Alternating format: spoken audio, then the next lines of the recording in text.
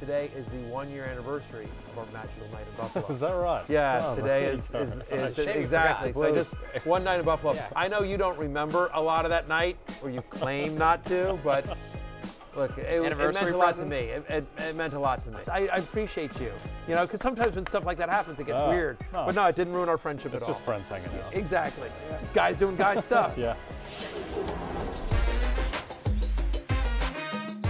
Fantasy Football Happy Hour with Matthew Berry, served by Applebee's. Just guys doing guys stuff. Welcome to the Fantasy Football Happy Hour. I'm Connor Rogers alongside Matthew Berry, Jake Croucher, and Lawrence Jackson. Yeah, Lawrence wasn't there that night in Buffalo, but you were there for the early part of the evening. No.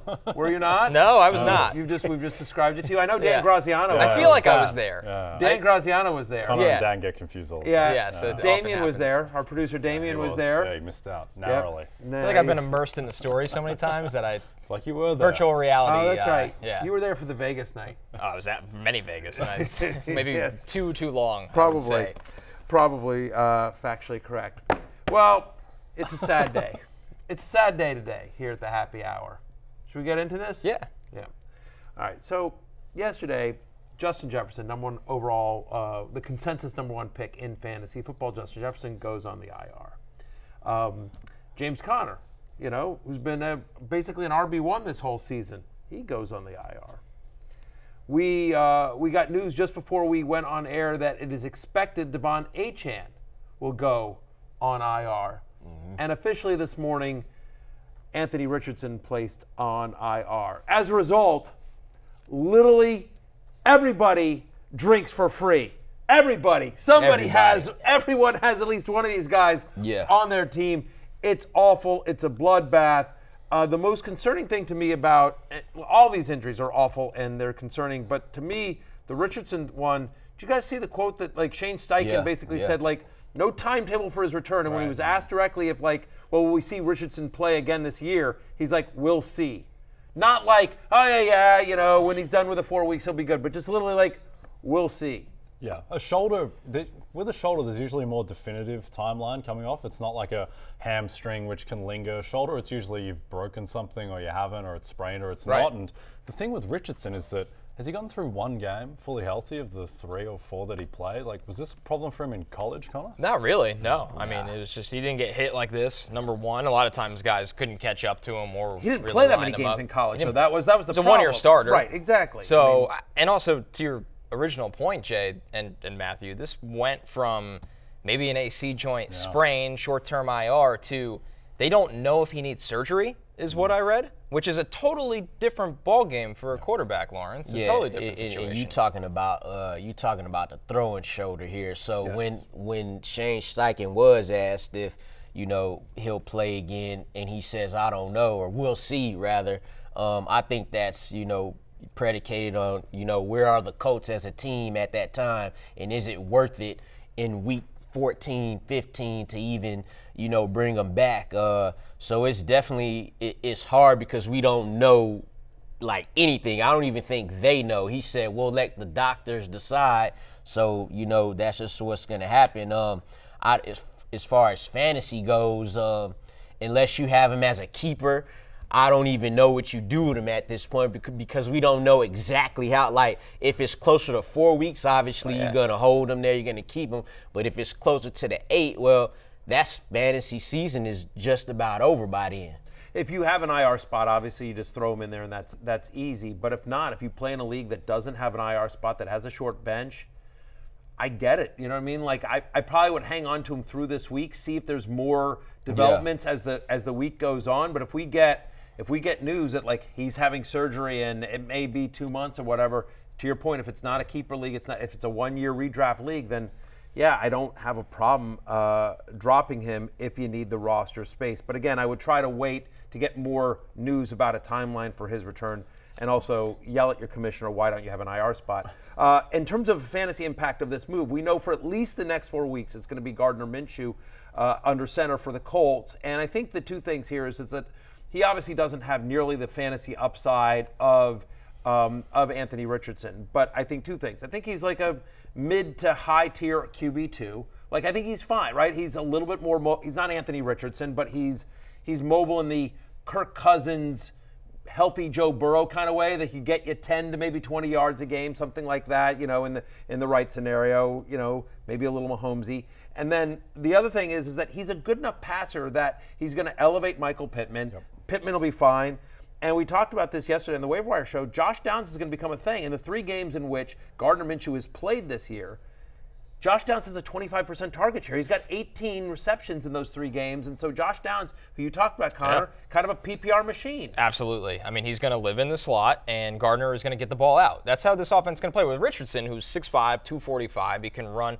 He can afford to hold the ball and push the ball down the field or take off and run. With Gardner, they have to play a different style of football. And Steichen's good at that adjustment, but it's got to be a little bit more of a quick game offense, and that propels Downs in this offense, I think, more than anyone. Remember, by the way, and I think this gets underrated, but remember, Gardner Minshew was the backup to Jalen Hurts last year, whose offensive coordinator was Shane Steichen. Right. I mean, like, that's again, why he went there. 100%. I mean, so there's already a familiarity between Steichen and Minshew, and with the offense, we've already seen Minshew play solid to above average football when he's had to fill in for Richardson this year. The other thing is they're going to continue to run the ball. I think the stat we had was they've averaged 30 running back touches a game with Minshew in the games that Minshew has played, the 3 games that Minshew has played.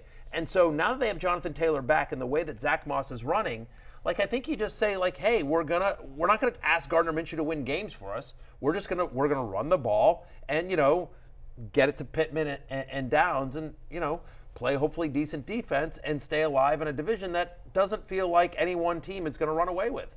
Yeah. All right, let's move on to the Rotoworld player news. We have a lot to do today. We'll get to Eatin Good. We will get to start sit for a lot of players. But first, the Rotoworld player news. We got to talk about Lawrence's and I's matchup this past weekend. The Desmond Ritter conversation will be here. We blocked out about 12 minutes for that, Lawrence. Yes. So, I don't have much to say about it, so I don't know if there's 12 minutes needed. Maybe you want to talk for 11 minutes and 30 seconds of that, but 11:45. 11:45. Exactly. All I need is 15 seconds to be like, damn. With that, we're going to kick off our Rotoworld player news with the latest around Travis Kelce, and we got to hear from both head coach Andy Reid and his quarterback Patrick Mahomes on the status of Kelce moving forward. He moves around how he feels. He's been, he's always been honest with me on things like that. So we'll just see how he does. But he's doing okay out there today. So we'll see where it goes from. I didn't see the injury live, so I didn't know how bad it was. But I'm looking back on it now and seeing how the ankle rolled, and then being able to come back out there and play. Travis Kelce limited at practice on Tuesday. This is some footage of Kelce present at practice. So, I mean, to me here, guys, Barry, this is someone who will just play through as much pain tolerance as he can, that I think it's an early assumption we're going to see Travis Kelce. But I'll pose this question to you. In what capacity will we see Travis Kelce? I mean, that's the thing. I mean, again, this is a Broncos defense that gave up 70 just a couple of weeks ago. And so there's especially on a short week, you could see him on a limited snap count. Travis Kelce is already playing a limited amount of snaps. He's not playing nearly the snaps that he played last year. The positives is that when he's out there, he's earning targets on many of the routes, and Mahomes is always going to look for him. And because of the tight end position, look, if Travis Kelce is active tomorrow night, and we expect him to be active tomorrow, you're starting him. You're starting him. And I'm not, quote unquote, trying to sell high on Travis Kelce. He's one of the toughest guys in the NFL. Prior to the game that he missed at the start of the season, it was the first game he'd missed in the regular season due to injury since his rookie year. Yeah. I mean, like, he missed one due to COVID. He's sat out games when the Chiefs have clinched. But, like, this is somebody that has taken a lot of hits over his career and has just sort of, always been out there. He guts it out.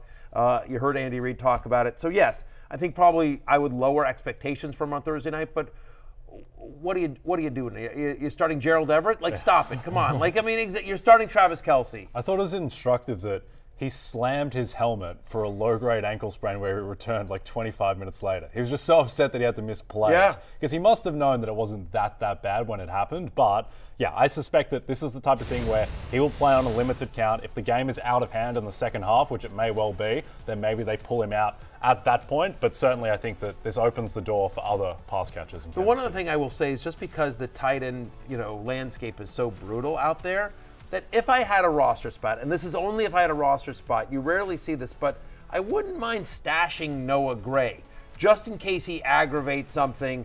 That's like he's one of the few tight ends that you feel good about if something happened to the guy before. Like Noah Gray is a talented player. They out of Duke, right? Move tight end that was productive for the Blue Devils in college. They like a lot there, and that we know how that offense runs. And that if Noah Gray were out there, if Kelce were ever to miss, I'd feel Noah Gray would be a borderline, tight end one for me. The rare handcuff. He was he was their second leading receiver in week 4. But if you're telling me, back to Kelce, if you're telling me you're gonna go out there, get 11 targets, catch 10 of them, sure it'll be for 65 yards. But you throw in a touchdown with that, which is what he ended up doing in week 5, and yeah, it's no question we starting him. He already jogging out there. That's about the speed that he played anyway. He just know how to get open. That's right. And he still got, he got the shake-ems to him still. That's about the speed he played anyway, so it's up. Knows where the space is, Travis. I will say, and we've talked about him a lot, this might be the last chance to get Rashee Rice, because Rashee Rice, yes, thank you. Mentioned this before, he's like the 11th graded wide receiver in football by PFF. His grades have been amazing every week. He just doesn't play a lot of snaps, but I just find it hard to believe that in an offense where everyone is failing as a wide receiver, Tony is underwhelmed, Sky Moore is underwhelmed, your man Justin Watson just doesn't get on the field enough. If I was to choose like a long shot guy who's like, oh, this guy randomly turned into a top 15 wide receiver the rest of the way, Rashee Rice would be my long shot just because he's good and he's in the Kansas City offense. Look, earning targets is a skill. Like, it's one thing to go out there, the jokes are always like, this guy's running cardio, right? They just send him out on Sky Moore. Sky Moore MVS, right? But earning targets is skill. Just give you an example. Travis Kelce earns a target on 35% of his routes, okay? Like, when he runs a route, 35% of the time, he's getting a target. Mahomes is throwing the ball. Well, Rashee Rice is earning a target on 36% of his routes, a higher rate than Travis Kelce. Now, Kelce runs a lot more routes than Rashee Rice. We got to get Rashee Rice out there, but he's a rookie, and he is increasing his route participation. He's increasing his snaps every single week. He leads the Chiefs, not Travis Kelce. He leads the Chiefs in red zone targets. Rashee Rice, even though he's not out there nearly as much. I absolutely love the call. I feel like we've been talking about him for a while, especially when you think about the fact that the Chiefs are 10.5-point favorites in this game. Maybe they use this as a chance to get Rashee Rice some more reps and more opportunities out there in a game that's well in hand. Scored the touchdown last week as well. Rashee Rice is coming. It's happening. It's just a matter of when it'll manifest itself fully. Some other notable injuries we're tracking. You're going to see at the top of this list Deshaun Watson dealing with that shoulder, and it would be P.J. Walker if Watson is not ready to play. We'll have an update on Watson in a second. Hey, Jay, what kind of therapy do you think Deshaun Watson will get on that shoulder? Doug Lawrence. You don't want any part of this. Can't go any of that. What I will say about Deshaun Watson, though, Matthew, is that the line to this game opened at 2.5. It's all the way up to 6, Matthew. So the market expects that Deshaun Watson may not play or may be limited regardless of what treatment he gets on that shoulder. He definitely needs. Okay, here we go. Mary Kay Cabot, Deshaun Watson is not scheduled to talk to the media today like he usually does on Wednesday. Will be limited if he practices. So everything, just reading everything here, Jay, it does not seem like it's trending in the right direction. It's also concerning because they just had a bye week as well. So that means that it's not just a 1 week niggle thing. We give him an extra bit of rest. The weird thing, though, is that he was cleared to play by doctors for the previous game, and he just felt like he wasn't right, and so they let him have it off. But it seems like it's still lingering.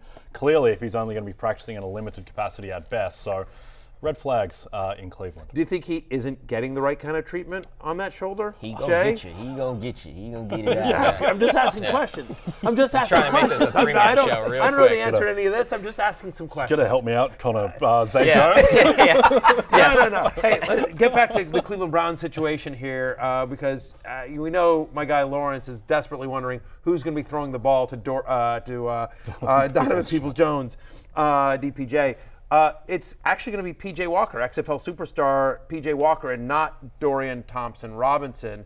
Again, the Browns with the 3 names in a row. Yeah, like they just can't quit this. Right, exactly. Lawrence Jackson. Any concerns? P.J. Walker. There you go, 3 names. Lawrence Jackson. My question to you, my friend, is would you downgrade? They're playing the Niners. Are you downgrading, Amari Cooper, Elijah Moore, any of these guys that if if it's P.J. Walker versus Deshaun Watson. Yeah, and even though he's more of a seasoned veteran than DTR was, you got to downgrade him even if Deshaun Watson was playing at full strength on the strength that they're playing the 49ers and they've dominated everybody. You still got to start Amari Cooper. There's too many injuries not to do it, but definitely they'll get a downgrade with P.J. Walker in there. Just quickly as well, one thing to note about this game: 20-mile-per-hour winds, scattered showers in Cleveland on Sunday. So add that to the P.J. Walker experience. Probably not starting Elijah Moore in your flex. Yeah, I mean, I think Amari Cooper's the only one you feel like. I don't want to say you feel confident about, but you just feel like target share may get them there. Maybe it's a lot of dump offs to Jerome Ford in this one as well. The only last injury that I just think is notable is Amon-Ra St. Brown, who is trending towards once again questionable. I think that's a big one. The rest we'll talk more about tomorrow. But I know, Connor, you want to get to something right now. I love Who's Eatin Good. Oh, do you? Presented by Applebee's. Absolutely. Served by Applebee's. Served by our friends at Applebee's. I'll tell you who's eating good and has 2 thumbs. This guy, because I'm eating free thanks to that guy. I'm just saying. Yeah. We'll get there. Remember when we bet on our matchup last week? Yeah, we even now.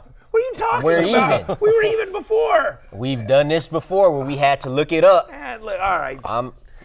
Penn State, Blake, get on research. I think I'm one meal up on Lawrence here. This is outrageous. There's a lot going on in that league. I bet Dan in Mexico on the weekend. I believe Dan is But you know what though? I branding. seen them rosters and still said let's bet, knowing damn well I had Braxton Berrios. You're pretty big up in that league. You're pretty beat up in that league. That's it's a deep fantasy league. for you. It's a pretty deep league, and we'll look at that in a right. Am I out of order? I'm sorry. I'm all over the you did the place. last one first. It's fine. It's nothing fine. we're not accustomed to. All All right, okay. number 1 on Who's Eatin Good here, Breece Hall versus the Eagles, and Breece absolutely had the buffet against the Broncos, where he simply went nuts. Career high, 25 touches in Denver. Robert Saleh has come out and said they're not limiting his workload going forward. He obviously had nearly 200 yards on the ground. So, Lawrence, I'll tee you up here first on this one. The Eagles are a totally different beast than the Denver Broncos run defense, or what we call that a run defense. Do you think Breece can maybe not keep up 177 yards on the ground, but remain an RB1? Yeah, well, definitely. He's coming off a game with 25 touches. So if you're telling me he's going to get 20 touches against the top Eagles rush defense, then you still got to go for that. Last week, this time, Breece Hall was like a flex play. And we said, hey, we all said, get him now before he gets hot. Well, now he burning hot. He hot as hell right now after 194 yards from scrimmage. So, but this is the thing, though. They face the Eagles this week. But after the bye week, they get the Giants, the Chargers, and the Raiders. Ooh. So those are matchups. He going to go back to the buffet. So we like him. You still obviously going to start him this week, but you're really going to be loving it after that. Yep, hit 21.5 miles per hour on that touchdown run, which is the fastest speed that anyone not named Hill, Mostert, or Achane has hit this season. So that tells me that he's all the way back in terms of his peak capacity from that ACL. And I just wonder if Breece Hall, we think of running backs so much as kind of they're a product of their context, right? If you've got a great offensive line, that's half the battle. I wonder if Breece Hall is so talented that he can just overcome the Jets' banged-up offensive line and Zach Wilson, the way that Jonathan Taylor did in 2021 with Carson Wentz as his quarterback and a meh offensive line. Breece Hall might just be so explosive that he can put up numbers even if he's up against it with his team. That's the thing. I mean, obviously it's a different running back, but I kind of feel like there's a little bit of Ken Walker in there in the sense that, he may get 20 touches and 18 of them may go for 2.4 yards, but then one goes for 70. Right. Yes. I mean, he's just a guy that I think is, because he's their best chance at scoring against Philadelphia, he's going to get a massive volume. I'm at running back 18 this week. I think you have to start him. Certainly lower expectations against him against Philadelphia versus Denver, but yeah, I'm starting him this week. Use him in short passing game too. Yeah, he had 3 catches. He didn't need to do that this game because he ran all over the Broncos, but that could be another way to get him the football. Yeah, and they're living up to what they're saying about Breece. There was only 10 offensive snaps of 62 for Dalvin Cook in this game. Dalvin Cook is an afterthought in this offense. Do you think if Zach Wilson has a bad game, it's definitely his job after the bye? It felt like he kind of kept everyone at bay with that performance against Kansas City, but he was bad last week again. I think it'll depend going into the bye what their options are. I don't think they're excited about the idea of Trevor Siemian being elevated. I'm not excited But about if there's somebody that's looking to unload a backup quarterback, a viable backup quarterback during the bye, that they can get them in there. Or a starting quarterback that just lost their number 1 wide receiver for 4 weeks. Mr. Cousins. Is 1 and 4. It's going to be interesting. Yeah, it's a big game for Zach Wilson against a brutal opponent. Yeah. All right, our next one here, Gabe Davis against the Giants. Everybody's been feasting against the Giants. Basically, every appetizer and more has been there if you're playing that defense. Gabe Davis against the Jaguars. Here's the big thing right now, Jay. He's catching a lot of touchdowns, and we know that's the story with Gabe Davis. He can be touchdown dependent, but he is catching all of the touchdowns right now, which kind of gives you a lot of hope for him going forward. He is. It's nice with Gabe Davis because he has 2 dependencies, not one, because he's dependent on touchdowns and long passes. And if he's just giving you one of those 2, then he can provide value. The main thing with him is that he just looks healthy. He looks way more explosive than he did last year, where he's coming off the ankle sprain in week 2. So I think Gabe Davis is very underrated. I think he's a viable, high-end wide receiver 3, Matthew, that type of player.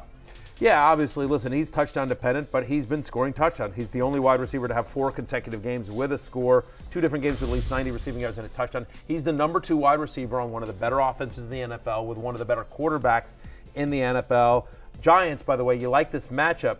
As the Giants are tied for the 3rd most touchdowns allowed to opposing wide receivers. And so, again, it's the Gabe Davis experience. You either have to start him all the time or never start him. He's more touchdown dependent than most wide receivers, but again, because of the red zone and end zone looks, because of the offense, the quarterback he plays with, more often than not, especially this year, it feels like he's going to score. You like his chances on Sunday night against the Giants, by the way. Another reason to tune in for Sunday Night Football on Peacock and NBC. One of the many reasons. One of the many see reasons. if Gabe Davis will get that touchdown. Yeah. It would be 5 straight games. You can bet an anytime touchdown on DraftKings and using the promo code Barry. There you go. There you go. That should get us a boost. Definitely. Use your power. I'm going to work on that. I'm going to call Mr. King and say, he's actually Mr. King. Mr. King. As opposed to Mr. Robbins. Yeah, no. Mr. King. DraftKings is named after Mr. King. Yeah, I thought it was Mr. Kings, but that's fine. Mr. Kings. Yeah. It's fine. King, There's a bunch of Kings. And they draft. Because of those touchdowns, he's actually wide receiver 19 on a points per game basis. That's a little higher than we rank him every week. Sure. I'll start him every week if they playing the Giants. Give me that. Gabe Davis is the type of receiver. It don't really matter what the matchup is. It doesn't matter who the team is. It's like, is he gonna catch this long touchdown?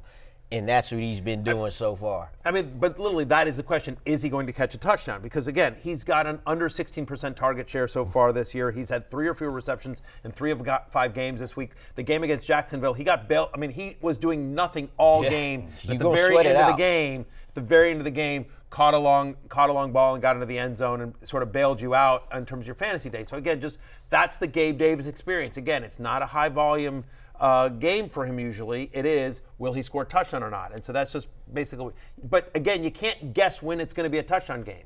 To your point, Lawrence, it's like you can't sit and go like, he'll score one this week. I don't think this week. You either always start him or you never start him. Like the blackjack thing. You always hit on, what always is it, 16? right. You're always right. You either always hit on 16 or never hit on 16. Yeah. I would buy stock in Gabe Davis. The other thing that I think helps him, Bills have the hardest remaining schedule in football. Like, they just play like the Chiefs and the Eagles and the Cowboys every week, which I think helps because they're not going to be 14-point favorites like this week that much. They're going to be in close games. They're going to have to throw, and Davis will benefit.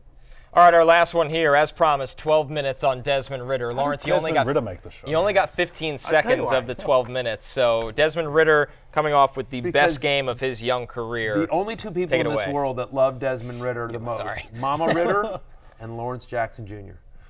Go ahead. And for good reason. And we couldn't get Mama Ritter on the show. We tried. But we should try harder next week after he unloads on the Washington Commanders. Top 5 quarterback in fantasy in week 5. That's cool. Versus a middling Texans defense. Not the best defense, but certainly not the worst defense as they were in the past. Now, the thing about this is like, you're really awesome pass to Bijan Robinson in close space, too. Great. One-handed behind that catch.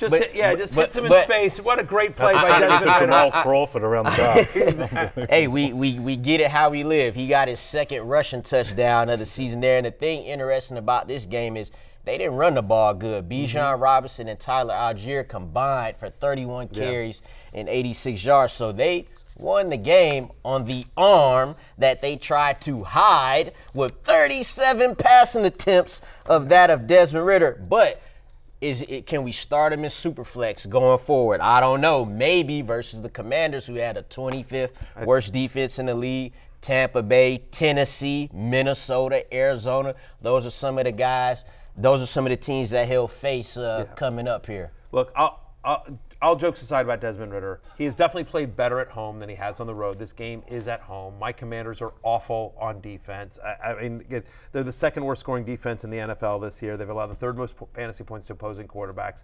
I have Ridder at QB 21, so I'm just kind of as a low-end QB 2. He is viable in a super flex or 2 QB league if you need one, especially if you're, if you're sitting there and you were starting. I need him in our league. No, what does it mean? Like if you had Jordan Love or Kenny Pickett on a bye, or you had Richardson and you missed out on Minshew on the waivers or whatever. You need a quarterback. Deshaun Watson might not be playing. You feel better about Ridder than you do about P.J. Walker against the Niners, that kind of thing. Daniel Jones. Dayball said he just came out like literally while we were talking. He's not going to practice today, Daniel Jones. So that's not ideal. Right. The physical and mental rest. Right, exactly. I mean, so there's scenarios in which you might want to use Desmond Ridder this week. I will say he has at least 30 pass attempts in every game since week 1. He's coming off a 300-yard game. It's a good matchup. And I still don't think he's very good. But do I think he is, if you squint your eyes and think about it this week at home against Washington, do I think he's usable? I do, Lawrence. I do. Yeah, I will say as well, his stats were very impressive against the Texans. No. This is pro Ridder. He was as good as his stats. He was magnificent in that game. He made great throws. These weren't just dump offs to Bijan and Yak creating his line. He played really well. Quietly, as bad as he's been, he's still QB 19 on the season. And he showed that, he can service his weapons. And they have weapons on that team. Drake London's really good. Kyle Pitts sprung back to life. Jonnu Smith is a thing. And they Bijan, just traded for Van Jefferson. More people. just for him. I just like the fact that, on a team that never passes, they've got more competition for Kyle Pitts and Drake London to get targets. I'm not ready to say, yes, we'll get into rankings and everything tomorrow and Friday, and we'll talk about whether you can trust Kyle Pitts and Drake London again. But I would feel better about those two guys this week at home against Washington than I normally would. I like the Falcons minus 2.5 in that game as well. That's what I'm rooting for. Yeah. You learned your lesson after last week, huh? This is a true story. We were on a group text, all of us, and the producers of this show. And we were like, oh, hey, Lawrence versus Matthew. I'm like, but we're both rooting for Atlanta. At this point, I want a draft pick. We're not going anywhere this year. Our team's terrible. I want a clean sweep of. I want a new coaching staff next year, and I want to start fresh and with a good draft pick. All right, so this is me versus Lawrence. I'm on the right. It's going very quickly without our team names here. I don't know who put this together. But I'll just here's our benches. As you can see, Desmond Ridder on Lawrence's bench. He didn't even believe in his own guy. Now he's been beat up. You beat up yet. You didn't have Aaron Jones. You beat Michael Smith to Keaton Mitchell hasn't been activated yet. But whatever. I didn't have my ride or die. I'm on Ross St. I wasn't winning this anyway. Yeah. There's nobody on my bench. Can you go back to the starting lineups very quickly? There, Adam. My high score was my high score for that week was Curtis Samuel.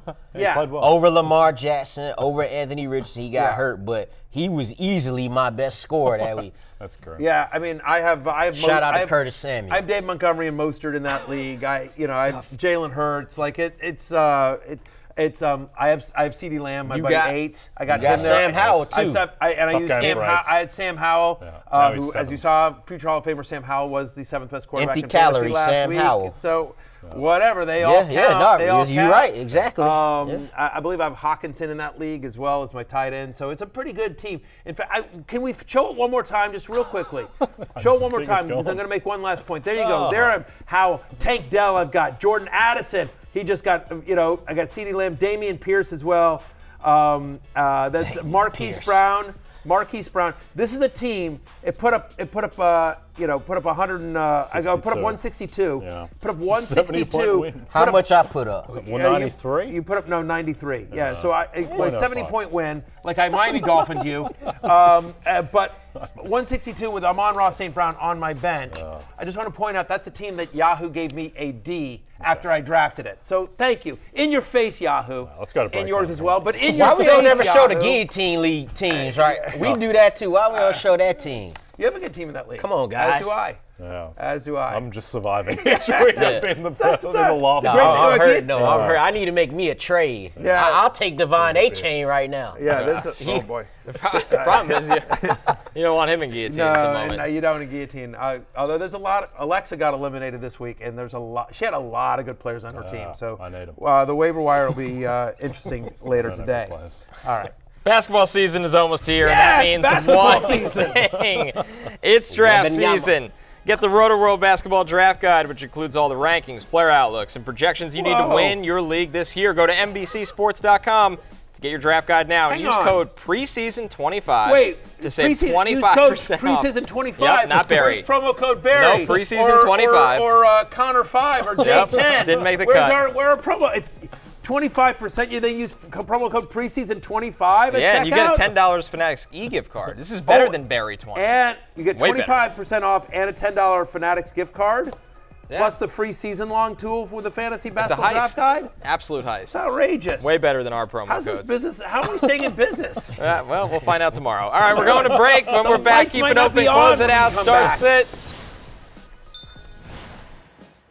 This Saturday, South Bend will set the stage for some of the biggest stars in college football that hope to shine, and one of the sport's biggest rivalries is the USC Trojans take on the Fighting Irish under the lights at Notre Dame Stadium. Legacies will be written and bragging rights will be claimed. It's USC, Notre Dame, Saturday, 7 p.m. Eastern Time on NBC and Peacock. Still not great. I mean, it's never going to be perfect. This game it's an imperfect game, so it's never going to be perfect, but there's definitely things that we need to clean up. We need to continue to clean up. Still just a little bit sloppy, but the difference is we're making the plays when we have to make them in crunch time. And I think some of the other two games that we've lost, we didn't do that. When the moment was there, we kind of let the opportunity slip. So I think that's the biggest difference. And so I think if we clean up even more of the mistakes and the execution and the sloppiness, it'll be even cleaner. This is Jaguars quarterback Trevor Lawrence, who was undefeated against the Fighting Irish in his college career. Hey now. 1-0. Trevor Lawrence.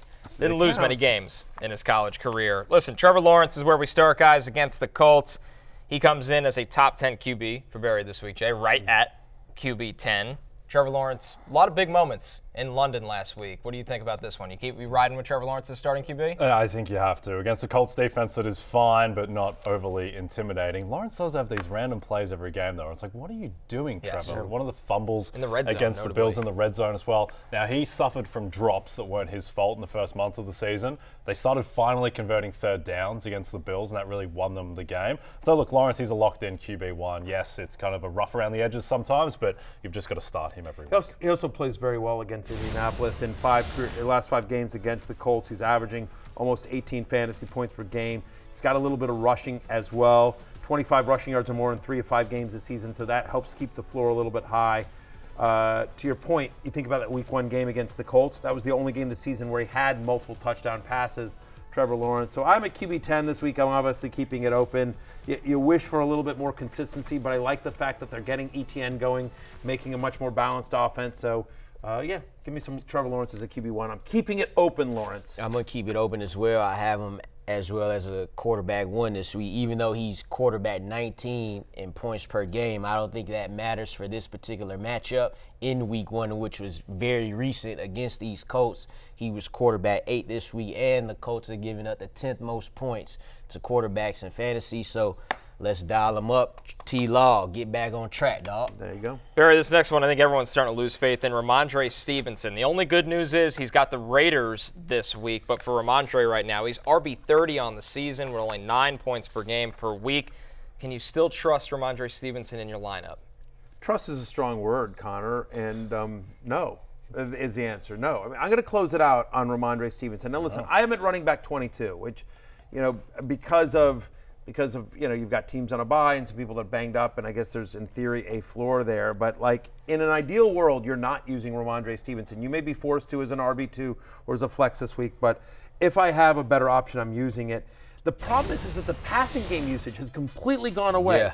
He has a 9% target share this year, right? I mean, last year he had a 17% target share. They're not using him in the passing game. He's had single-digit fantasy points in 3 straight games, under 70% of the snaps in 3 straight games. His routes have decreased in every game this season. His routes, his snaps, everything. Like, if you look at it, I tweeted this out last night. I do this Tuesday 10 takeaways Tuesday thread, on Twitter, something like that. A bunch of T's, very high T. It's like Taco Tuesday. I do. I don't know what it is. But once you get it, though, yeah, it'd be amazing. Shout out to Denny Carter. Very high T thread there. But one of my takeaways was this about Rhamondre Stevenson. And again, I showed a screenshot of just like all the metrics that you use in terms of like his utilization. And shout out to Fantasy Life. And it's like, everything is trending in the wrong direction for this guy. The whole offense looks like a mess. I get it. Las Vegas is not a great defense, but I will say this. They played pretty well against the Packers on Monday night. This game is in Las Vegas. That defensive line is playing well. And if A.J. Dillon didn't score that touchdown, he'd have been like running back 36. Like, he got bailed out because he fell into the end zone, and that's always a chance with Stevenson, although that certainly hasn't happened in 3 games. So I'm closing it out on Stevenson. If I can use somebody else, I will.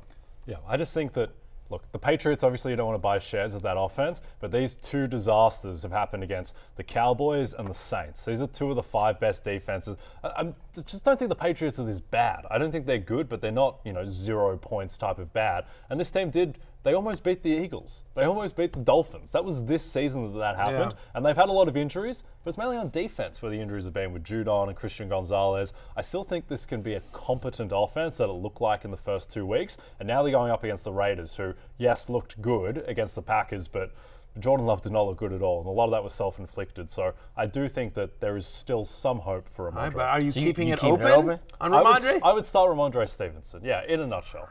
He's a low-end RB2. Those early games when you said where they were almost beat the Eagles. He was high on Najee Harris, too. So, I mean, like, See, I almost forgot about that. Najee Harris got injured. Oh, wait, no, he didn't. Those close games against the Eagles. I've never gotten a call wrong either, so I just like to take those shots. Right. Rhamondre Stevenson is running back 30 in points per game. You know who has more points than Rhamondre Stevenson this season? I bet you there's at least 29 of them. 29 of them. But you know who one of them is? Who's that? Jaleel McLaughlin. There you go. He ain't even been playing the last 2 games, right? Yeah. You talked about his target share. He's got 12 receptions, 87 yards. 6 for 66 of those came in week 1. So we don't love that. And you talked about the Raiders defense. They played okay. From week 2 through week 5. I just got math in my head. 6 receptions. Yeah. Right. So we don't love 4 that. games, right? We don't love that. Yes. The Raiders are 4 games. They're not 6 great. receptions in 4 games. It's a little over 1 catch per game. Yeah. Look at that. 2 math geniuses over here. Goodwill Hunting. There we go. That's right. Exactly right. He's got 3 straight single-digit fantasy points. So. Yeah, we got to close that out. Zeke's been better as far as yards per carry, so that's all you need to know. And though the Patriots have been close to some of these teams, he himself, Stevenson, has just not been. He's averaging 2.8 yards a carry. That's nasty.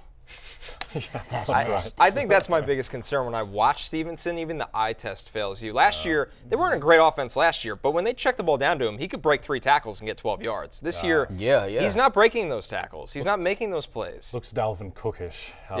Scary place to be. Trust me. These days, yes, all right, for sure. Our next one here, Miles Sanders going to Miami. Lawrence, he comes in as RB 33 this week. Is that a justification for you to close this one out? Yeah, because he's RB 31 for real. Chuba Hubbard's outcarried him 23-20 in the past 2 games. He's averaging 3 yards a carry to Chuba Hubbard's 4.5 this season. No running back has ran for more than 50 yards against the Dolphins since week 1, and that was Austin Eckler. He's a top tier back. Miles Sanders isn't. So with all those factors, I got to close it out. And I think they're moving more towards a split committee now that Hubbard's been getting more of that work. The issue as well is just that they're 13.5-point underdogs to the Dolphins, so game script, I think, will kill them here, Connor. Yeah, I'm with you all the way. I think this is realistically a game that the Panthers are trailing by double digits the whole time and forced to run the old throw to Adam Thielen junk time playbook. What a throw it is. So. Yeah, 100%. I mean, by the way, Darren Gant, who works for Panthers.com, tweeted this out literally just a few minutes ago. Reich said RB running Miles Sanders, quote, came out of the game with a little something, unquote. Doesn't expect Sanders to practice today. A little something. Little something. I don't think NFL injury reports work that way. I'll tell you what because that could be good or DNP, bad. You leave with a little something that's good, that could be good. Yeah. But you could leave with a little something that could be bad. This is true, and that's not just in football, by the way. That's good life advice. Yeah. But what I'll say is that Miles Sanders, I'll tell you what he didn't come out of the game with, and that's a touchdown. Well done. Well, thank you very much. Over the last 2 weeks, he just part of the argument, part of the two Miles Sanders arguments are this: is like, hey, he's being involved in the passing game this year. All right, well, the last 2 games he's had a 6% target share. You know, he had 15% in the first 3 games, like they were using him, but last 2 games they just haven't. And then you're like, well, and also he's going to get a lot of workload. He's all they got. He's the running back version of Adam Thielen. Yes, he's not sexy, but just volume will get him there. Well, that's actually not true either. He's had an under 50% snap rate in 2 games as Chuba Hubbard has continued to eat into his workload. And whether that's because of the groin injury, or he's been less than healthy, or that the game script has gone that way, or they're seeing something out of Hubbard, whatever the reason is, he's not getting the passing down work. He's not getting the volume here. And so over the last 2 weeks, Miles Sanders has 37% of the team's rushes compared with 50% in the first 3 weeks. So he's in a timeshare on a bad team, and he's not 100% healthy. Like, what are we excited about here, guys? He's my running back 33, and I might be too high on him. Yeah. I'm closing it out. The other problem with him is that I think it's instructive that he's being displaced by Chuba Hubbard. This isn't Raheem Mostert losing touches to Devon Achane, where it's like, all right, well, that's not a reflection on you, Raheem. You're doing fine. It's just this guy's the fastest guy on the planet. He's getting displaced by Chuba Hubbard. We know exactly what Chuba Hubbard is, and he's not Devon Achane. Yeah, there you go. Our next one here. Chuba Hubbard, I thought I was doing well. Yeah, wow. He's fine. What a stray. Yeah. What a stray. Honey, come look. There's an Australian on TV taking a dump on you. Oh, man. Our next one, James Cook. He's got the Giants, of course, on Sunday Night Football. And, Jay, Cook comes in as a top 20 running back for Barry this week. And, listen, season low 8 touches in week 5. He finished with -4 rushing yards, but should be a good bounce-back opportunity, you would think? I mean, this is as dreamy as it gets as a matchup against the Giants.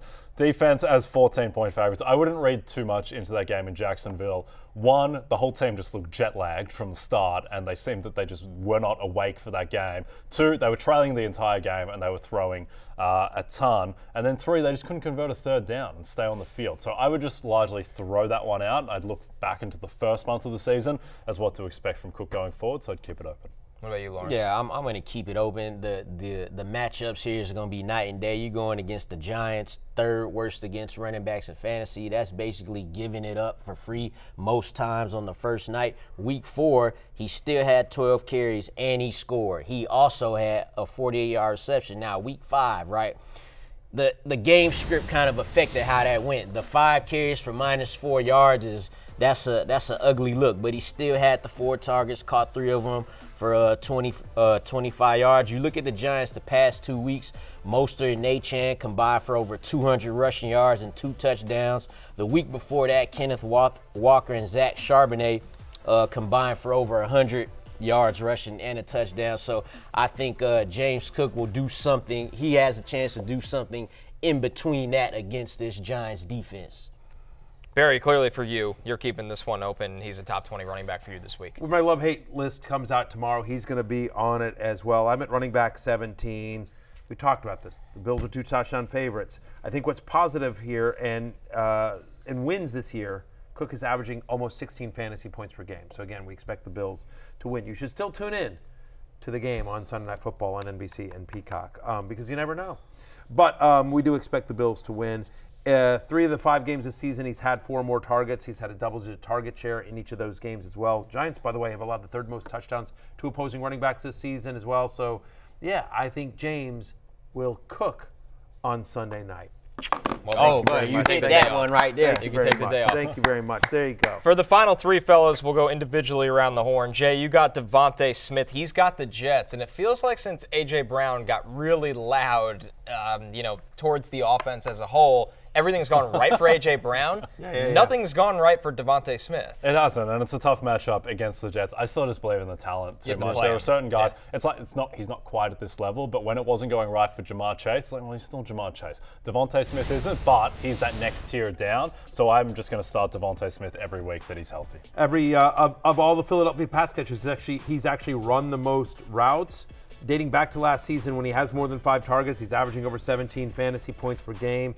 So I'm keeping it open, wide receiver 21. I completely agree with you. I think they just have a lot of pass catchers. They got to kind of spread the wealth. And so, yes, A.J. Brown's gotten his the last couple of games. Dallas Goedert got his last week. They're going to make a point to get the Slim Reaper involved. And me and Penn State Blake are just telling you, as soon as that prop comes out on DraftKings first drive, DeVonta Smith to get a reception, boom. How is DeVonta Smith the Slim Reaper? Isn't that Kevin Durant? Hasn't that already been claimed? It's also DeVonta Smith. You got to have a football one and a basketball one. Right. It's like how everyone's A-Rod. Alex Rodriguez, Andy Roddick. We're in the reusing nicknames. Okay. Quite a bit. Yeah, but I'm not crazy. He's a Slim Reaper. He's the Slim Reaper. People have absolutely called him that. That's fine. Exactly right. But you know what? There should be a Slim Reaper for everything. There should be a Slim Reaper for hockey. Yeah. Who's a hockey? Yeah, Victor Hedman becomes the Slim Reaper. Sure. In the WNBA, you like the WNBA. Yeah. Who's the Slim Reaper in the WNBA? Brianna Stewart. Brianna Stewart. There you go. Wow. Who's the Slim Reaper on this show? It's Connor Rogers. Yeah, there you go. Right, there we I like go. That. I like that. Everybody's that got a Slim Reaper. By the way. Definitely not me. Lawrence, how about Michael Thomas? He's got the Texans this week. Here's the thing with Michael Thomas. He's been fine, but the ceiling has not. He just hasn't been able to score. He hasn't been able to get to 13 fantasy points in a game this season. So do you continue to ride with the floor of Michael Thomas? Yeah, this is a good question because Thanks. you are no, Lawrence. just hang on. No. Before you go there, Lawrence, I just want to ask Jay this because I mean, Lawrence, you remember this in the preseason. Jay was really in on Michael Thomas, and then he bailed on Michael Thomas, and then he was back in on Michael Thomas. He might be back in today. And we're not sure whether it's a constantly moving chart as to where you are at. We need some sort of graphic like this week. Today, Jay is in or out on Michael Thomas. Yeah, well, I mean, it depends how he plays, Matthew. You gotta ask some hindsight. I couldn't love him any more than MT, Michael Thomas. Classic. The sneaky thing with Michael Thomas, Chris Olave is not right at all. Yes, that's correct. He's got, what do you have, 1 catch against the Patriots? I know game script there, and it was a touchdown. But Olave's not right, and Michael Thomas is right. He looks fantastic out there. Now, he's not putting up the big yardage totals, doesn't have any touchdowns yet on the season, which you'd like to see, but he's a flex wide receiver. He's rock solid. So you keeping it open? Yeah, I'm gonna keep it open. I'm gonna keep it closed. But congrats to Michael Thomas for hitting the season high 65 yards. Hey, he's giving you 10 points every week. He got drafted outside the top 100. That's good value. He's wide receiver 44 in points per game, which I guess that's kind of what we expected, right? Yeah, exactly. So it's not bad. He's like the Najee Harris of wide receivers. You guys thought he would be in the CFL by now. Yeah. He's playing Nah, we ain't gonna do him like that. I will say at the last Saints game there were 6 scouts from the CFL clocking him. I just want to say. There was one guy with a Rough Riders hat. I'm just saying. Saskatchewan. CFL speed game. I don't know if Michael Thomas will work there. Derek Carr is averaging 189 passing yards outside of week 1. So that too makes me not love it. I almost rather start Rashid Shaheed because that's a touchdown waiting to happen. Speaking of that, maybe Michael Thomas is more built for like the Birmingham Stallions. Yeah. There you go. Yeah, USFL. USFL. Yeah. Our last one here, Jerry Jeudy. He's got the Chiefs. I'm going to close that out of Michael Thomas, too. Okay. Yeah, I'm shocked. Sacrilege. Did you ever open it?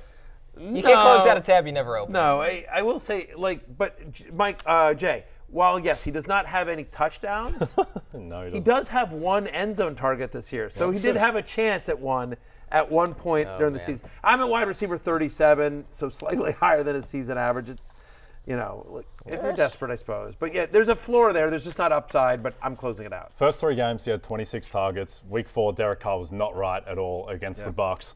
And then against the Patriots, they won by 50 points.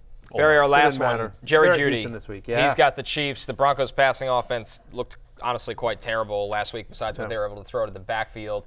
He comes in as wide receiver 33 for you this week. I'm going to close it out. Look, if you used him, I wouldn't look at you weird and be like, what are you doing there, right? I mean, again, like, so he's if you're in a 12-team, 3-wide receiver league, I think he's a viable wide receiver 3 in that type of format. I'm at wide receiver 33 for this week. The problem is just there's just not a lot of touchdown upside here as well, right? He has he has not scored a touchdown in 84% of his career games. Like, this is not just this year. It is for his career. He's just never been a guy that gets into the end zone a lot. He has just 10% of the Broncos' red zone targets so far this year, under 20% of the team targets in 3 of 4 games this year. Could it be a blowout here against Kansas City? Could they throw to Jerry Jeudy? He's always a threat. Obviously, he is very good after the catch, so could he take a long one? But the Chiefs are playing really well. This game is in Kansas City as well, so I don't know. I mean, Jerry Jeudy, who's had under 55 receiving yards in 3 out of 4 games this year, outside my top 30, I'm closing it out on Jerry Jeudy. Yeah, we even heard Robert Saleh say after playing the Broncos, they aren't letting their quarterback play quarterback. Pretty big indictment on the Sean Payton, Russell Wilson relationship. That was a real quote, by the way. Crush your Sunday scaries next weekend with the best remedy possible, Sunday Night Football. Check out NBCSports.com/ScaryGoodSNF to enter for a chance to win a trip for 2 to a Sunday Night Football game next season, and check out our watch party schedule. We're taking one more break.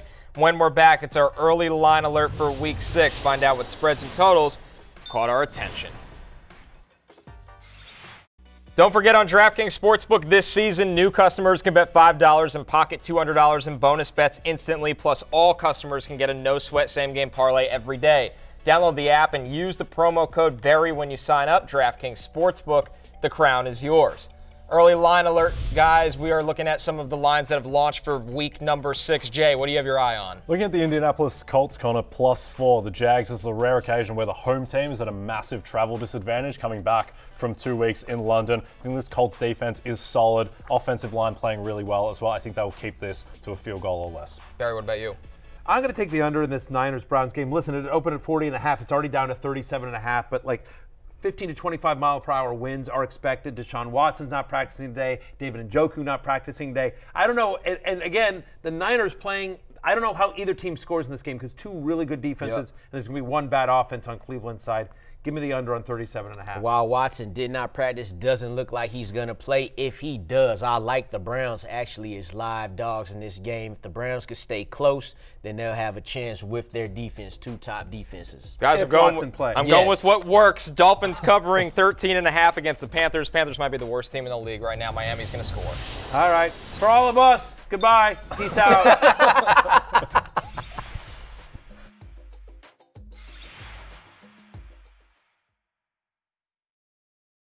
Hey, it's Matthew Berry from NBCSports.com and Rotoworld.com, and I want to thank you so much for watching whatever it is you just watched, or if nothing else, being too lazy to click out of the autoplay after this video started, after whatever it is you actually wanted to watch finished.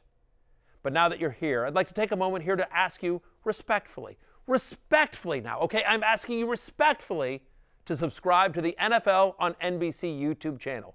You'll get the latest Rotoworld fantasy news headlines, all sorts of great shows, including my own Fantasy Football Happy Hour. So go subscribe now. Again, I'm asking respectfully.